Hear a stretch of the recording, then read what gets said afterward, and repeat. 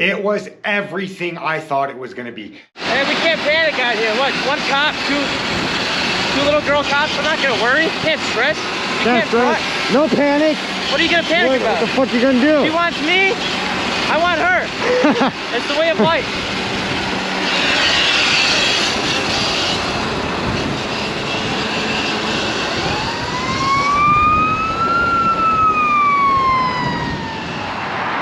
What is up, YouTube? It's your boy Colorado Caddy, and we're back with another one. So you may know, or you may not know, that I did just ride this bike from here in Colorado Springs, Colorado, to Austin, Texas, for the Mega Ride.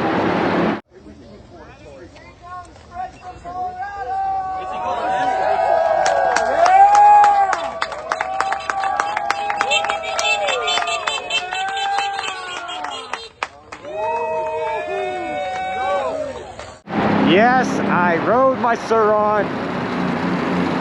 I don't want to say cross country, but I definitely put it through some states. It was one of the funnest adventures of my entire life. I learned an insane amount of things, not only about my bike, but about myself. And I've had a lot of people ask me, Caddy, what made you do it? Why did you want to ride your bike that far? Couldn't you find a ride? Wasn't there other options? And yes, I suppose there were a few other options. I probably could have found a ride down to Mega Ride. However, I didn't want to have to depend on anybody. I have a lot of faith in this bike, and the minute the idea got thrown out there, there were some people questioning it. How would that be possible? And it made me question it. How would it be possible? So I sat and I thought, what do I have to do? What would the planning process look like to map out a ride from one city in one state to another city in another state? Because all obstacles aside, what it comes down to is it's just a ride. Here's how I did it. So basically, I started this as a dream, really. I knew it was possible from the very beginning when I brought it up. However, I knew it was going to A, cost a little bit of money, and B, cost a lot of time. I'm an overthinker and an overplanner as it is. I map out my rides that are 10 miles across town. I mean, I still take random areas and stuff sometimes, but yeah, I do a lot of planning. So what I had to do was first map out the legal way to get to Austin. There were a lot of ways I could have done this trip on different roads, I think, that would have got me in a lot of trouble. I mean, let's face it, when it comes down to it, there is a very gray area as far as Surron laws go. So I hopped onto Google Maps, drew out a light bicycle route, and went from there. From there, I seen what cities would be close enough together to where I would be able to charge and would still, for the most part, be along the initial route that Google gave me. So I tweaked that route for about a week. I messed with route options. I messed with different things I could do. I knew from the beginning I was gonna have to either get one more spare battery, spare stock battery, or an upgraded battery. I didn't know when I had began planning this exactly what was that scenario was going to be. I was still in the early stages of planning, so I had mapped out my route to about every 60 to 70 miles. There was a spot or a town for me to charge. From there, I started calling ahead to these little towns, calling the taco shops, calling the little mom and pop restaurants, seeing if they would allow people to charge. After getting a couple no's, actually after getting a decent amount of no's, I had to switch some of the cities I was going to so that I would be able to find charge spots. After I found my charge spots, I then decided which cities it would be that I was going to stay in. And I had to keep this fairly loose for the fact that you never know what can happen on the road. So I didn't want to start making reservations too far ahead, but I did map out what hotels and what campsites were in every single town I was planning on stopping. From there, I had to figure out what I was going to do with my bike. If I was going to run 2 stock batteries, if I was going to run a 72 volt and change my controller out and just run 1 battery. There were so many different options and so many different things that I wanted to do, but what it came down to was what I was able to do. I did reach out to a decent amount of battery manufacturers, and unfortunately nobody ever got back to me.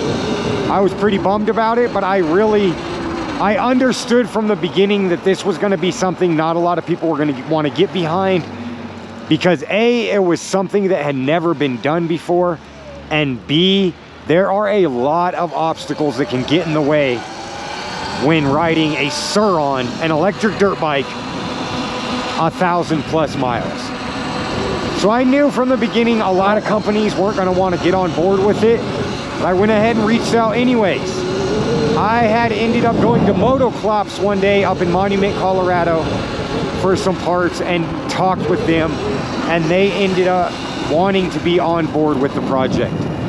They supplied me a battery I got to use, a 60 volt, 65 amp hour battery, and we knew with that battery it was going to step me up to over 100 miles a day I was going to be able to achieve without having to charge. So that didn't switch the game plan up, but that verified the game plan. That went ahead and made this a for sure thing. This was for sure going to happen. So from there we started getting camping supplies. I went with a lot of bike packing, or a lot of backpacking gear, solely because it was light. I wasn't going to be able to get a trailer for this trip, so I knew I'd have to carry everything on me. And every little pound counts when you're talking about this long of a ride. So that's what we did. We looked for the best and lightest backpack that we could afford. We went out and got that. We looked for lightest sleeping bag. I made an Amazon wish list. I had a decent amount of people give me stuff off my Amazon wish list. Shout out Alex Slinkard, Gisela and Rasta. So many people. SoCal Legend sent me a tent and a sleeping bag. My buddy's right on the tip. Tom Paget. Name was right on the tip of my tongue. I got you right there, buddy. Buddy helped me out with some bags. Factory Z had contacted me and said that they wanted to help me build a custom subframe and a battery rack to carry my second battery. That's where that came into play. I ended up getting that 2 days before I left. This whole planning process, routing process, getting everything together took us about a month and a half to do. It wasn't easy and it wasn't cheap by our standards. It was pretty tough to get everything together. But there was no way I was gonna miss this mega ride. Every time I seen videos of the mega ride, it just amped me up more. Every time I got a phone call or a message from people that I barely even knew, telling me what I was doing was inspiring, what I was doing was changing things up for the Surron community and getting people to get out and ride their bikes more and getting people to mix it up, aside from just doing wheelies. I mean, I love wheelies. I can't do all of my wheelies yet, but I will be able to do wheelies sometime. But yeah, I spoke with a whole different level of the community. I talked to all the stunners as well, but I did end up making friends with a whole different part of this community, a part of this community that really is just interested in the ride. You know what I'm saying? Not all the stunts, we can't all do stunts. But I think a lot of people think that these bikes are solely made or solely being used to go pop mile-long wheelies down the street. And that's not the case, people. Though they are very well at doing that. So we all know Surrons will put in work as far as stunts go.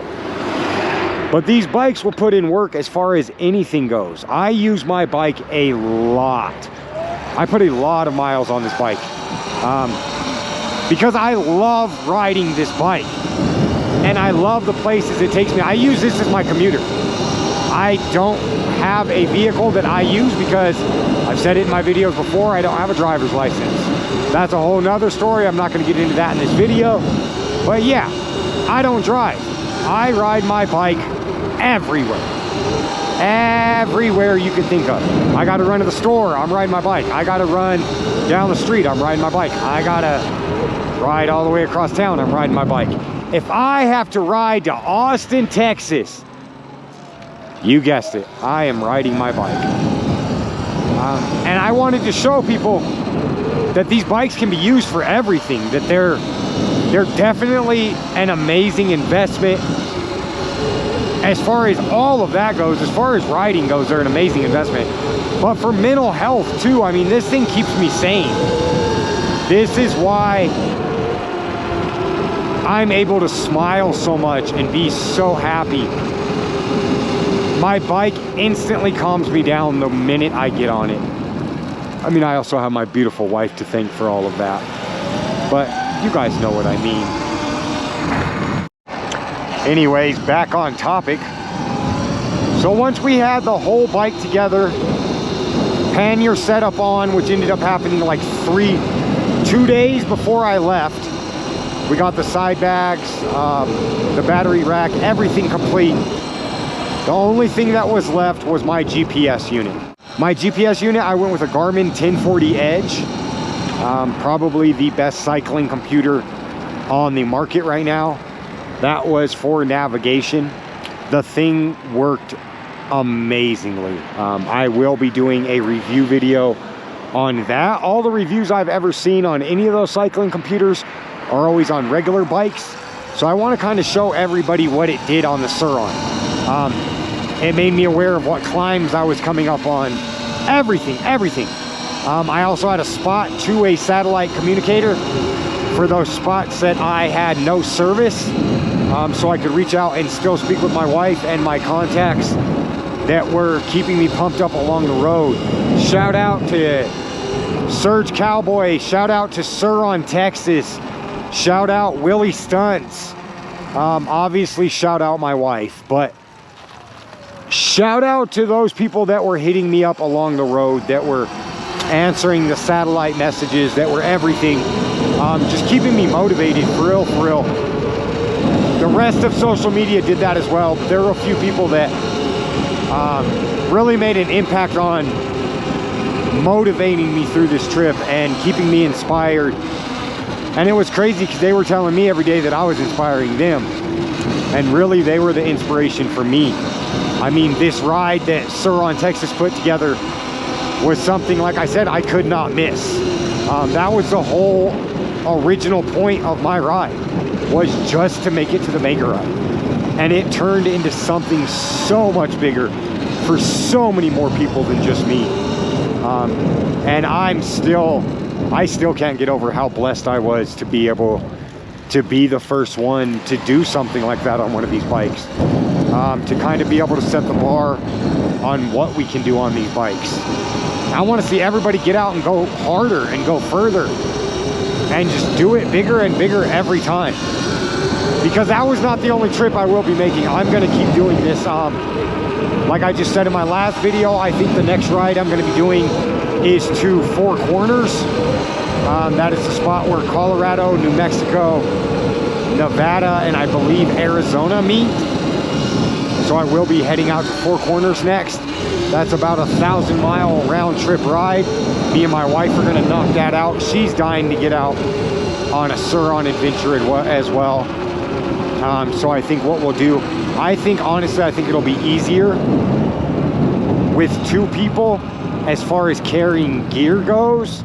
I think it may be a little bit more of a challenge as far as the rest of it goes. That's double the things we have to worry about. That's double the amount of problems that could go wrong.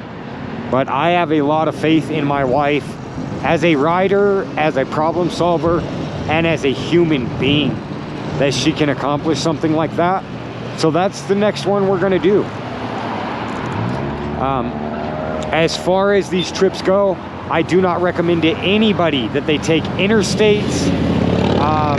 It's illegal for one. It's also very dangerous. I mapped out my complete route on unpopulated paths, dirt trails, dirt roads, side streets, back streets, all right. But yeah, it was, I got all these stickers all over me. I get stickers all over you. Damn it. But yeah, so I did a whole bunch of really, really cool stuff along the ride. I got to see a whole bunch of really cool things along the ride. And then when I got to Austin, I know that's what everybody is waiting to hear about. When I got to Austin, it was all love. It was nothing but love from literally everybody.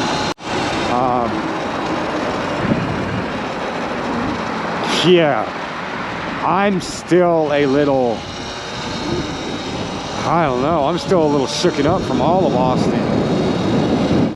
So yeah, it was everything I thought it was gonna be. It was hype, it was energy, it was vibes, and 110% worth every mile of that trip. Everyone kept asking, what went wrong? What was the worst part of it? Guys, there wasn't a worst part of it. It was all great. Every bit of that experience was absolutely amazing. I wouldn't change how I did it. I wouldn't change what I brought. I would not change where I went. I would not change my route. Everything played out almost perfectly. I had one little hiccup in my whole trip, and that was the night in Springfield where I ended up having to stay at a hotel I didn't really want to stay at, but it is what it is. That night taught me a lot as well, mainly about battery loss on hills. Oh, wow. But yeah, I'll be making a couple more videos reviewing and going over all of my gear, going over what it was exactly that I brought, what I used, what I didn't use. And like I said, I can't do a video on what I would change because I wouldn't change a single part of it. Every single part of the mega ride was everything I thought it was going to be. Huge shout out to Surron, Texas for organizing that whole event.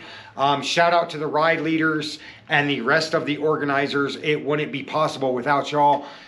Big shout out to the whole community. You and you over there in the back, every single one of y'all made a huge impact on my life. Again, thank you to all the sponsors. Koat, Emotoworx, Shredlights, Break Free, Motoclops, Factory Z, Papa Legbas Gallery, my wife, Surron, Texas, every single person who showed love, support, all of you guys. This trip wouldn't have been what it was without you. I will forever be grateful for the ride to Austin 2023 Mega Ride. I mean, there was wheelies, there was people everywhere. There were bikes as far as you could possibly see. I seen everyone you could think of. I'm not going to do a whole bunch of name dropping. I've already done enough of that.